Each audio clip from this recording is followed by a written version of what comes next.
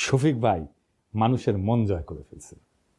উনি মন জয় করার মতোই মানুষ, একজন অত্যন্ত উঁচু মনের মানুষ, একজন অত্যন্ত ক্যাপাবল লিডার। শফিক ভাই দ্রুত আরোগ্য লাভ করেন, আবার রাজনীতির মঞ্চে ফিরে আসেন। আমাদের অনেক কাজ করতে হবে একসাথে, সেই কাজে শফিক ভাইকে দরকার, শফিক ভাইয়ের মতো নেতা দরকার, শফিক ভাইয়ের মতো মুরব্বী দরকার। আমরা চাই আমাদের নেতা আমাদের মতোই হোক, আমাদের মতোই রক্ত মাংসের মানুষ হোক, আমাদের মতোই দুঃখ পাক, আমাদের মতোই কষ্ট পাক, আমাদের মতোই কান্না করুক, আমাদের মতোই ভালনারেবল হোক। আমাদের রাজনীতিতে সেই রকম নেতা সবাই হয়ে ওঠেন।